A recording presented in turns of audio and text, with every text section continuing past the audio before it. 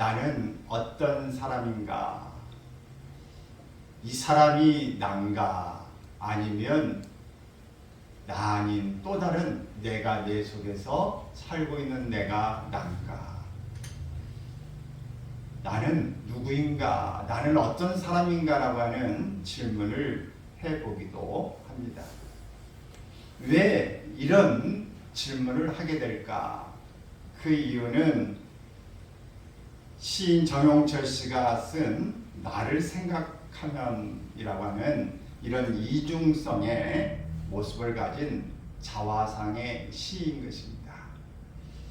이 시의 내용을 보면은 우리가 공감할 수 있는 내용들이 참 많이 들어있는 것을 볼 수 있습니다.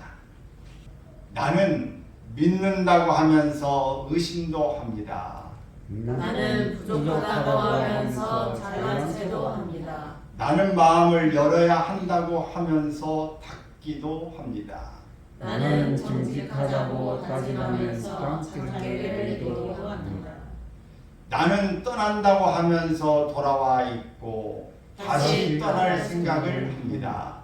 나는 참아야 한다고 하면서 화를 내고 시험해합니다. 나는 눈물을 흘리다가 우스운 일을 생각하기도 합니다. 나는 외로울수록 바쁜 척합니다. 나는 같이 가자고 하면서 혼자 있고 싶고 혼자 있으면 같이 가고 싶어집니다. 남에게는 쉬는 것이 좋다고 하면서 나는 계속 일만 합니다. 나는 희망을 품으면서 불만스러워하기도 합니다. 나는 벗어나고 싶어 하면서 소속되기를 원합니다. 나는 변화를 좋아하지만 안정도 좋아합니다. 나는 절약하자고 하지만 낭비할 때도 있습니다. 나는 약속을 하고 나서 지키고 싶지 않아 핑계를 찾기도 합니다. 나는 남의 성공에 손뼉을 치지만 속으로는 질투도 합니다. 나는 실패도 도움이 된다고 말하지만 내가 실패하는 것은 두렵습니다. 나는 너그러운 척하지만 속으로는 까다롭습니다. 나는 감사의 인사를 하지만 불평도 털어놓습니다. 나는 사랑한다고 말하지만 미워할 때도 있습니다. 나는 흔들리고 괴로워하면서 오늘 여기까지 왔습니다. 인간은 누구나 이중성을 가지고 살아갑니다. 남이 바람을 피우면 스캔들이 되고 내가 바람을 피우면 노맨스가 된다고 합니다. 남이 늦으면 게으르다고 하고 내가 늦으면 바쁜 일정 때문이라고 그럽니다. 딸이 가서 실컷 고생하면 싫죠. 그리고 이 아들이 남의 집에 가서 며느리를 도와주면 밥을 하고 이렇게 이야기를 합니다. 근데 사위가 내 딸을 도와주면 어떨까요? 좋아해요. 이게 참 아이러니합니다. 다 딸을 키우고 아들을 키운 집이 뭐 딸 아들 섞어서 있는 집안도 있고 없는 집안도 있겠지만 이렇게 우리는 생각이 한쪽에는 박수 한쪽에는 못난 놈 이렇게 이야기를 한단 말이죠. 이같이 인간은 자기중심적으로 이렇게 이중적인 생각을 하면서 살아갑니다. 오늘 본문에 소개하고 있는 바울 사도는 인간의 이런 이중적인 사고방식에 대해서 우리의 마음속에는 선을 이렇게 행하고 싶어 하지만 실제로 나타나고 있는 일은 악을 행하는 것이 많다. 선을 행하고 싶지만 실제적으로 악을 행하지 않았을지라도 우리의 마음에는 악한 그런 생각을 하는 경우가 많다. 인간이 실제 존재하는 것에 대해서 정직하게 고백하고 있는 것입니다. 그리스도인이지만은 솔직한 자기의 고백이 바로 나는 이중성을 가지고 있는 사람이고 선을 행하고자 원하지만 악을 행하는 경우가 많다. 이런 고백을 할 것입니다. 모든 문제는 밖에 있는 것이 아니라 내 안에 있습니다. 오늘 이런 고민과 이런 갈등을 겪었던 바울 사도가 어떻게 본문에서 말씀하고 있는지 내용을 좀 살펴보겠습니다. 먼저는 이 율법의 기능을 우리가 알아야 합니다. 율법의 기능. 이 성경에 보면 많은 법을 말하고 있습니다. 특히 우리는 이 하나님은 사랑이시다 이런 말이 우리 속에는 많이 박혀 있어서 어떤 것도 용서하셔 오면은 다 받아주신다 이런 생각을 합니다. 그러나 유대인들 지금 전쟁을 하고 있는 이스라엘에 뭐든 또 아랍에 있는 그런 사람들은 이 모세오경 성경을 볼 때에 율법을 굉장히 그들은 그 성경 중에서 그들은 율법 모세오경이 가장 성경이라고 이야기합니다. 그들은 그것을 모세오경 최고로 여기고 있어요. 근데 거기에 보면 모든 하나님의 법이 있어요. 십계명에 요약되는 것도 있지만 구체적인 여러 법들이 있습니다. 그래 유대인들은 지금도 6월절이 되면은 그 사이렌 같은 걸로 이렇게 율법을 지키자고 하는 사람들이 왱하면서 가게 문 닫으세요. 이제 금요일 날에 떨어집니다. 막 문을 안 닫으면 그 앞에 가서 여러 사람들이 당신만 안 닫았습니다. 다 닫았습니다. 막 이렇게 압박을 주면서 문을 닫게 만들어서 다 문을 해가 떨어지면 닫습니다. 그리고 진짜 전통 유대인들은 핸드폰도 끄고 TV도 끄고 전자기기를 다 꺼버립니다. 그리고 예배하고 먹는 것도 단촐하게 만들어서 그들은 예배하고 대화하고 그 속에서 다 이 공무원이든 뭐든 사람들도 다 이런 것들을 이제 전자되는 것들을 다 잠가버리고 그냥 자연 속에서 사는 것처럼 그렇게 지낸다고 하는 거예요. 불편하지 않습니까? 그들에게 전혀 불편하지 않습니다. 모든 것들을 다 핸드폰이고 이 TV고 다 끊고 사니까 너무 편하고 좋습니다. 그렇게 고백합니다. 율법을 그들은 굉장히 강조하고 있는데 이 율법의 이 기능이 바로 뭔가? 이 율법을 통해서 우리를 사람을 고통스럽게 하는 게 뭡니까? 사람을 힘들게 고통스럽게 하는 것은 죄입니다. 죄가 우리에게 느껴지고 내가 죄를 졌어 라고 생각하면 그것이 굉장히 우리에게 고통스럽죠. 이 죄가 나타나는 것은 바로 악입니다. 근데 문제는 이 죄의 고통보다 더 심각한 고통이 있는데 그것이 율법으로부터의 고통인 것입니다. 그러면 율법이 나쁜 거냐? 그렇지 않습니다. 율법은 선하고 의롭고 또 거룩하고 완전한 것입니다. 그런데 율법이 고통스럽다는 것은 율법 자체의 문제가 아니라 내가 율법을 지킬 수 없기 때문에 그렇습니다. 사람들의 이 내면 세계를 보면 수많은 갈등과 괴로움이 있습니다. 율법은 내면에 숨어 있는 이 죄들을 드러나게 한 것입니다. 율법은 마치 도로에 그어진 노란 중앙선과 같습니다. 중앙선. 여러분 차를 타고 갈 때 중앙선을 침범하면 안 되죠. 칠 때 위반 범죄에 해당됩니다. 이것은 보험에도 해당이 안 돼요. 중앙선을 넘어가면. 그러니까 이 선을 넘어가면 잘못했네. 깜짝 놀랐죠. 이게 중앙선을 넘어서 사고가 부딪히면 100% 과실입니다. 그래서 이 선이 있다고 하는 것을 통해서 내가 잘못했구나 라고 하는 것을 깨닫게 하는 거예요. 이것이 바로 율법이다 하는 겁니다. 율법이 우리를 그리스도께로 인도하는 초등교사가 된다라고 갈라디아서 3장 24절에서 말씀하고 있습니다.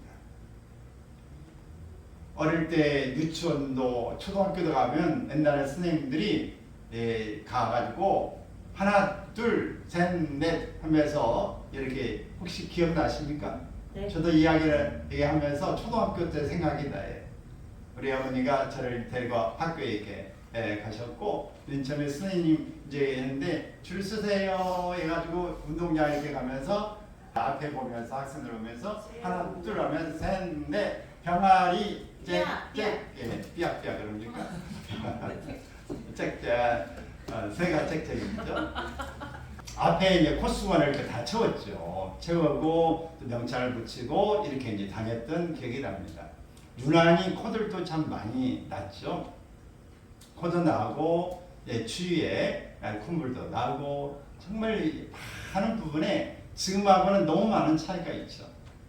근데 이렇게 하나하나 가르쳐주고 시, 철, 봉이 가면서 화장실 하나하나를 가르쳐줬던 기억이 지금도 있어요. 그때 아마 굉장히 강한 그 인상이 있었던 것 같아요.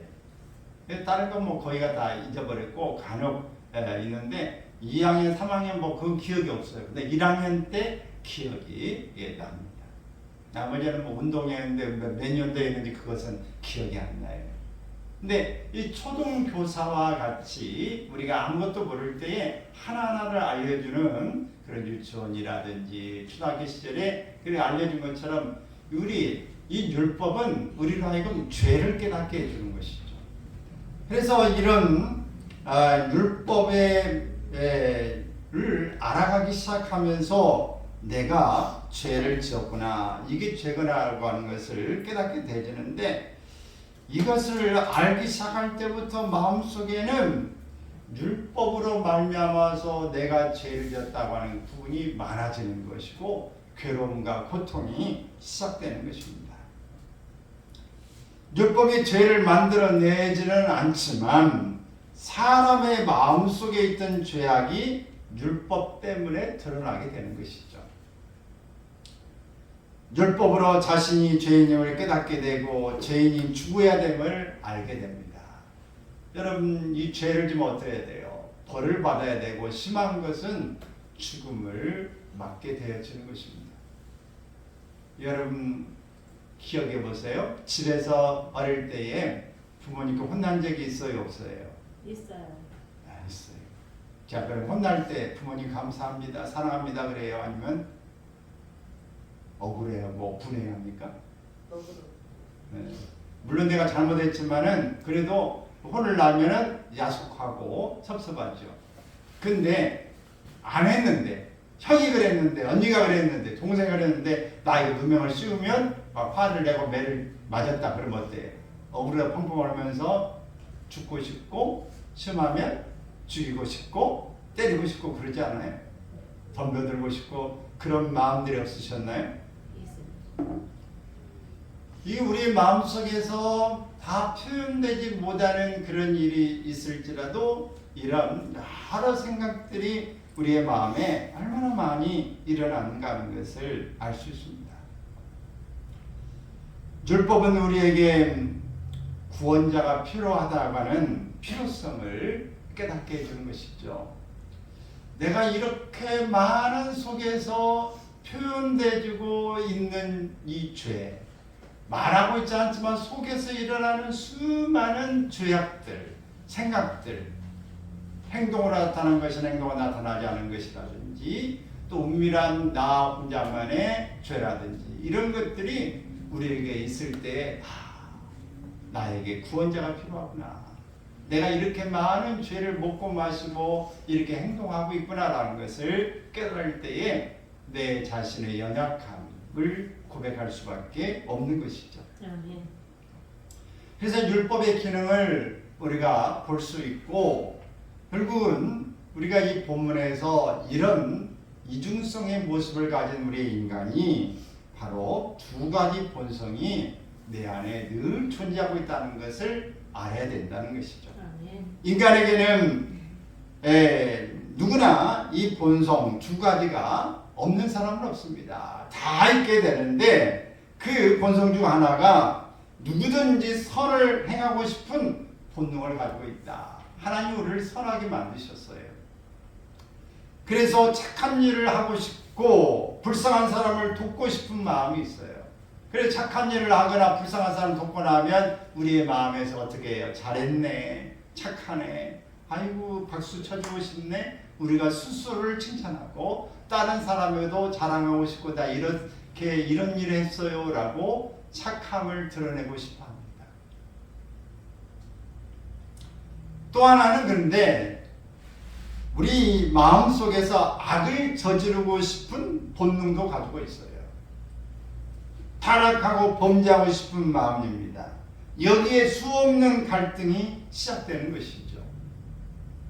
내가 사귀고 있는 남자친구, 여자친구가 있으면서도 더 이쁘고 더 아름다고 멋진 사람을 보면 저하고 한번 사귀고 싶다 하는 마음 여러분은 없으셨죠? 다 남편하고 살고 있고 아내하고 살고 있는데도 더 멋진 사람이 있으면 멋있다. 내가 조금만 늦었으면 만날 수 있었는데 이런 생각 안 해보셨어요? 다 해보셨죠.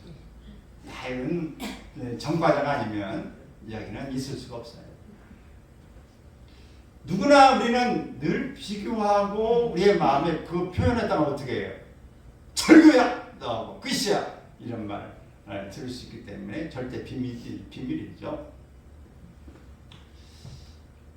우리는 모든 것들에 대해서 늘 본성을 갖고 있어요. 앞에서는 칭찬은 같지만 우리 아까 정영철 씨가 말한 것처럼 늘 뒤에서는 질투하고 시기하고 미워하고 뭐 이런 것들을 얼마든지 가지고 있는 우리 약한 본성이 있어요. 한 대 팍 때려주고 싶어. 저 사람이 나보다 잘나고 똑똑하잖아요. 그럼 어떻게 하고 싶어? 박수 쳐주고 한번 안아주고 싶고 사인 받고 싶어요? 잘갔다 이 새끼야 이렇게 하고 싶어요. 어떻게 하고 싶어? 1번 아주 멋진 분인데 그러나 그럴 때도 있지만 또 2번일 때도 우리의 내면에 있는 이야기들 하니까 참 웃기죠. 그리고 전곡을 찌르는 그런 문제이기 때문에 우리가 또 그렇다고 이 공감을 할 수밖에 없는 일입니다. 이렇게 우리는 늘 선을 행하고 싶고 착하고 정말 멋진 사람으로 보이고도 싶지만 악한 일에 우리가 사용되고 싶다. 정말 나도 한번 일을 저지르고 싶다는 생각을 갖게 되는 것이 우리 이중성인 것이죠. 그래서 이 일을 통해서 수많은 갈등을 갖게 되어지는데 15절에 있는 말씀 같이 한번 읽겠습니다. 시작. 내가 행하는 것을 내가 알지 못하노니 곧 내가 원하는 것은 행하지 아니하고 도리어 미워하는 것을 행합니다. 내가 원하는 것과 행하는 것에 모순이 있다고 하는 것입니다. 아는 바와 행하는 것이 다르고 내가 원하는 것과 실제 사는 것이 다르다 하는 겁니다. 그러니까 마음 따로 행동 따로 이런 것이 우리에게 너무 많이 있다고 하는 것이죠. 자신이 생각하는 만큼 행하지 못한다고 하는 것, 이것을 17절에서 또 이렇게 말하고 있습니다. 시작. 이제는 그것을 행하는 자가 내가 아니요 내 속에 거하는 죄니라. 우리가 선하고 정직하고 하나님 뜻대로 살기를 원하지만 죄가 내 속에 들어와 다른 사람을 미워하고 파괴한다고 하는 것입니다. 결국 수없는 갈등은 내 속에 거하는 죄성이라고 하는 것입니다. 여러분의 간혹 이야기하지만 어린 아이들에게도 이것들은 똑같이 있어요. 더 칭찬받으면 걔 물건을 살짝 망가뜨려 놓는다든지 이런 거 어디 있어요. 시기심이 나타나고 질투심이 있다는 게 아니겠어요? 똑같이 먹을 걸 갖다 놓으면은 그냥 내가 더 많이 먹고 싶고 숨기고 싶은 마음이 있는 거죠. 저도 어릴 때 이렇게 갖다 놓으면은 살짝 다른 데다 숨겨놓고 이렇게 먹기도 하고 한 기억이 있어요. 여러분 안 그러셨죠? 식구들이 많이 혼자 있을 때는 뭐 그럴 필요가 없겠죠. 그러나 여러 이제 식구들이 있으면은 경쟁이 되잖아요. 그럴 때에 이렇게 한쪽에 숨겨놔야죠. 그리고 물건이 있으면 자기 몫을 이렇게 나눠주면 그걸 한 군데 아껴놓고 먹으려고 숨겨놓죠. 딴 데에다가 노출되면 털리는 수가 있잖아요. 늘 우리는 물론 지혜롭다라고 말할 수 있지만 우리의 마음 속에는 늘 이런 여러 가지 이 갈등을 가지고 사는 것이죠. 우리에게 웃음을 주었던 이 전유성 씨 혹시 아시는지 모르겠어요. 그분이 쓴 것 중에서 하지 말라는 것은 다 재밌다 이런 말이 있는데, 먹지 말라는 것은 다 맛있다, 보지 말라는 것은 다 매력이 있다, 인간 속에는 죄성이 있다고 하는 것입니다. 종교개혁자 마틴 루터는 이런 비유를 했어요. 마치 기수에게 끌려가는 말과 같다. 이 기수가 말 타는 사람이 이래야 하면서 이렇게 가고, 자꾸 왼쪽을 잘못하면 왼쪽으로 가고, 이렇게 끌려가는 것과 같다라는 말이 있어요. 갈라디아서 5장 16절 17절에 보면은 육체의 소욕은 우리로 하여금 계속해서 악의 모습으로 나아가도록 하는 것이다. 그러나 성령의 소욕은 내 안에서 착한 선한 모습으로 가게 됩니다.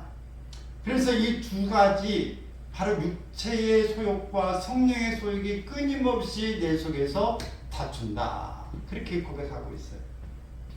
오늘은 주일이니까 교회 가고 예배 드려야지라고 말하는데, 내 마음속에 한쪽에는 오늘 모임도 가고 이 좋은 단풍도 있고 내 모든 어떤 가면 더 유익이 되는 게 있다, 그리 가야지 라고 생각하는 게 있지 않습니까? 그런데 우리가 이 성령 안에서 아니야, 주일이야, 가야 돼 라고 생각하는 것이 있습니다. 이 정규직에 있는 사람들은 휴가를 다 쓰지 않으면 없어져요. 근데 계약직은 휴가를 안 쓰면은 한 달에 하루 생기는 휴가를 안 쓰면 돈으로 줍니다. 그러니까 어디 안 가면 돈이 되잖아요. 그러니까 어디를 이제 뭐 특별하게 아니면은 그냥 안 쓰면 나중에 돈을 받으니까 하고 싶어요. 그러니까 이게 하루에 어떤 것을 가면 그만큼 돈이 빠지는 거죠. 쉬는 것도 중요하지만 돈도 중요하다, 그런 생각을 하잖아요. 이런 원리가 여러분, 그래 어떤 모임에 간다든지 할 때도 정말 중요한 게 아니면은 그냥 쉬는 날 가야지, 그날 가면은 그만한 가치가 있나라고 생각해 볼 수도 있어요. 여러분, 주일날 일을 하면 돈을 준다고 하는데 일을 안 가면 그만큼을 못 벌잖아요. 쉬기는 하지만 돈을 못 버는 일, 그럼 주일이다. 갈등 아니에요? 가서 돈을 벌어야 되느냐, 아니면은 예배를 드려야 되느냐, 뭐가 플러스일까? 마음으로는 주일에 예배를 가야 되는데라고 생각하는데, 한쪽에는 안 가면 내 또 일자리가 떨릴지도 모르고, 또 가면 돈을 또 그만 못 버는데 필요한 게 있는데 어떻게 하지? 이런 고민되는 일이 생기지 않겠어요? 어디 결혼식에, 어디 행사에 가야 되는 일도 있고 모임도 있고 여러 가지가 이 주일이라든지 예배 때에 관계되는 문제가 있을 때에 그런 마음의 갈등을 느낍니다. 갈등이 없다고 한다면 이상한 거고 믿음이 없는 거고요. 믿음 생활하는 사람들에게 그런 거죠. 가장 거룩하게 보이는 사람이 가장 위선적일 수 있어요. 자기 육신의 연약성을 깨닫고 내 안에 선을 행할 수 있는 거룩한 능력이 없다는 사실을 발견하게 되어집니다. 이런 인간의 두 가지 본성과 율법 안에서 죄를 깨닫게 되어질 때에 우리 결론은 바울 사도가 본문에서 이렇게 설명하고 있습니다. 예수 그리스도의 구원 밖에는 없다. 예수님 밖에는 이 문제를 해결해 줄 수 있는 길이 없다고 하는 것을 이야기합니다. 우리 안에는 선한 본능과 본성과 악한 본성이 계속 싸움질을 하는 것이죠. 악한 본성은 나와 다른 사람을 파괴하게 합니다. 그러나 바울은 선을 행하고 싶은 자신에게 악이 있다고 로마서 7장 21절에서 고백하는 것입니다. 이것이 인간의 진실한 모습이고 고백입니다. 내 속의 악한 본성을 벗어버리고 싶은데 벗어지지가 않습니다. 죄를 짓지 않고자 하나 현실은 죄를 짓고 있습니다. 선을 행하려고 하나 악을 행하고 있습니다. 그래서 바울은 24절에서 이렇게 고백합니다. 유명한 고백이죠. 시작. 오라 나는 공고한 사람이로다. 이 사망의 몸에서 누가 나를 건져내랴. 오라 나는 공고한 사람이로다. 이 사망의 몸에서 누가 나를 건져내랴. 내 힘으로는 구제불능의 존재라고 하는 것을 고백하는 것입니다. 또 우리는 하나님의 도움을 간구하는 것입니다. 공고한 사람이기 때문에 하나님의 도움을 간구하는 것이죠. 내 힘과 능력을 할 수 없음을 하나님께 간구하는데, 그렇기 때문에 25절에 같이 읽습니다. 시작. 25절. 저는 우리 주 예수 그리스도로 말미암아 하나님께 감사하리로다. 우리 주 예수 그리스도로 말미암아 하나님 아버지께 감사한다. 나의 공고함, 나의 이 온전하지 못한 이 약한 모습을 가지고 하나님 앞에 나아가서 예수 그리스도 이름으로 고백할 때에 내가 죄사함을 받고 다시 한번 자유함을 얻게 되어지는 것. 그래서 감사를 돌리고 있는 것입니다. 로마서 8장 1절 3절에 보면은 이렇게 고백해요. 예수 안에 있는 자에게는 결코 정죄함이 없다. 죄와 사망의 법에서 우리를 해방시켜 주셨다 라고 말씀하는 것입니다. 죄와 사망의 법에서 우리를 해방시켜 주셨다. 그래서 우리는 내가 이런 사람이라고 생각하는데 내면에서는 나는 이런 사람이 아니야 라고 하는 이런 갈등, 괴로움에서부터 패배의식에 여러분 잡혀있지 않기를 바랍니다. 여러분 스스로가 실망하고 낙심해도 패배의식에 사로잡힐 필요가 없습니다. 내면의 전쟁 승리의 근거는 예수 그리스도입니다. 구원의 의미는 세 가지로 볼 수 있는데, 과거로부터의 구원, 현재의 구원, 미래의 구원에 대한 문제입니다. 과거로부터의 이 구원은 죄악의 형벌에서 나를 구원하신 예수 그리스도를 통해서 우리가 구원받은 사실이에요. 또 현재는 성령을 통해서 매일매일 성화되어가는 구원을 말합니다. 우리가 매일 성령 안에서 조금씩 깎여지고 조각칼로 만들어가는 것처럼, 조약돌처럼 만들어가는 것처럼 여러분 조금씩 변화되고 부드러워지고 또 아름다워지는 것입니다. 또 예수님이 재림하실 때 얻게 되는 미래의 구원을 말하고 있는 것입니다. 여러분, 과거의 죄로부터 또 현재 계속해서 우리가 이루어가는 구원. 그래서 바울사는 날마다 구원을 이루어라. 날마다 구원을 이루어가라고 이야기하고 있는 것입니다. 완성된 구원이 아니라 이루어가야 될 점차적으로 성화되어 가는 것이고, 우리의 미래의 궁극적으로 주님 안에서 이루어질 구원을 이야기합니다. 그래서 우리는 날마다 주님 안에서 나는 만들어져 간다. 나는 다듬어져 간다. 그래 바울 사도가 이렇게 고백하잖아요. 나는 온전히 이루었다도 아니고 나는 다 하나하나 나는 이 모든 걸 성취했다고 말하지 않는다. 나는 다만 예수 그리스도를 향하여 표대를 향하여 나아갈 뿐이다 라고 고백하는 것입니다. 여러분, 우리가 예배 한번 드렸다고 온전해집니까? 기도 한번 빡세게 내가 정말 진지하게 금식하고 했다고 해서 내 모든 본성이 새로워집니까? 내가 예배를 잘 받지 않았다고 내가 날마다 기도한다고 여러분이 온전한 사람이 되어집니까? 그래 가기를 원하고 있고 조금씩 변해가고 있는 것뿐이죠.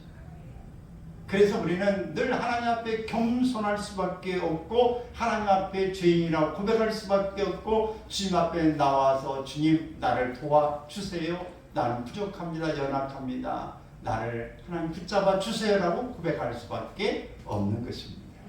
그럼에도 불구하고 이렇게 기도하지 않고 고백하지 않고 나의 약함을 하나님 앞에 드리지 않고 있다 한다면 유선자인 거죠. 이런 사람은 주님 앞에 교만한 것이죠.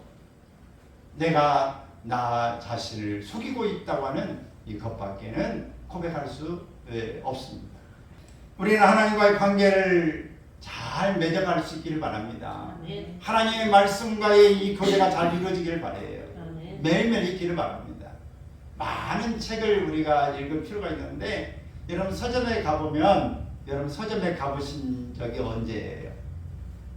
여러분 도서관에 가보신 적이 언제입니까? 그러나 본물처럼 매일 하루에도 수많은 책들이 나옵니다. 언제 읽겠어요? 어쩌다가 많이 맞는 책 한두 권 읽을 수도 있고 잡지 읽을 수 있어요.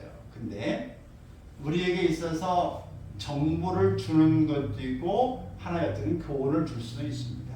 그러나 우리를 변화시킬 수 있고 우리에게 영원히 변하지 않는 베스트셀러인 성경은 여러분 가까이 할 수 있기를 바랍니다. 아멘. 다 읽을 수 없지만 성경은 그래도 우리 한 권을 가지고 있기 때문에 매일매일 성경을 조금씩 읽어 나갈 수 있기를 바라요. 아멘. 다른 건 못 읽어도 난 이거라도 읽겠다. 성경을 안 읽으면 마음이 굉장히 공허해요. 다른 책을 읽고 뉴스를 검색하고 아무리 봐도 성경 읽지 않으면 공허합니다. 여러분 하나님과의 관계가 더 깊어지기를 바랍니다. 오늘 사람과의 관계도 여러분 소중하지 않습니까? 잘 관계를 유지할 수 있기를 바랍니다. 그래서 우리가 선을 행하기를 원하지만 악을 행하는 이 모습에서 우리가 벗어나기 위해서 성경 말씀을 읽고 매일 기도하시고 여러분 성령 안에서 날마다 성화되어 가기를 바랍니다. 그러면서 이런 좋은 글 중에서 이런 글귀가 있어서 여러분 같이 좀 소개해 보려고 합니다. 같이 한번 읽어볼까요? 시작. 약점은 도와주고 부족은 채워주고 허물은 덮어주고 비밀은 지켜주고 실수는 감춰주고 장점은 말해주고 능력은 인정해주고 감사한 일은 감사하다 말해주고 존중하고 소중하다 말해주면 부드럽고 친밀하고 서로 힘이 되는 관계가 됩니다. 사람을 얻는 것은 커다란 행복이며 사람을 잃는 것은 크나큰 슬픔입니다. 중간에 제가 몇 가지를 더 첨가해놨습니다만은 여러분 우리가 사람과의 관계를 잘 가지려면 우리의 마음에 선함을 가지고 정말 부드럽고 잘했다고 박수 쳐주고 싶으면 오늘 이런 일들을 우리가 하려고 노력해 가는 것입니다. 성공도 마찬가지예요. 여러분 사람은 서로 끼리끼리 만난다고 하지 않습니까? 그것은 어떤 원리냐면 우리의 이 몸에 자석을 가지고 있는 것과 같다는 거예요. 자석을 가지면 어때요? 자석을 이렇게 쭉 땅이나 이렇게 주변에 가면 뭘 끌어당깁니까? 철을 끌어당겨요. 그 자석은 철을 끌어당깁니다. 우리가 갈 때 사람을 끌어들이는 것은 뭐예요? 내 속에서 지금 끌어들이는 힘이 있다고 하는 거예요. 그래서 음란 있는 사람은 자꾸 음란 있는 사람을 끌어들입니다. 음란 있는 남자는 음란기 있는 여자를 자꾸 끌어들여요. 서로 간에 그 상대방을 맞기 때문에 그래요. 경건한 사람은 경건한 사람을 자꾸 끌어들이는 만나고 싶은 게 있어요. 여러분 내게 어떤 성향 비슷한 게 있는 사람은 그 사람 보면 자꾸 이 끌어당기는 힘이 있어요. 그래서 여러분들이 지금 뭘 자꾸 관심을 끌어들이고 뭔가 좋으든가 그러면 여러분 속에 그게 있는 거예요. 지금 여러분 속에 그걸 끌어들이는 힘이 여러분 속에 있다고 합니다. 여러분 곰곰이 생각해 보세요. 어떤 것을 여러분들이 지금 자석처럼 빨아들이고 있는지. 여러분 관계의 소중함, 하나님과의 우리 속에서 또 이웃과의 관계에서 잘 만들어서 이 혼란된 갈등과 고통 가운데 있는 여러분 악으로 빠져가는 것에도 여러분이 가지 않기 위해서 최선을 다하는 삶이 되시기를 주의 이름으로 축원합니다.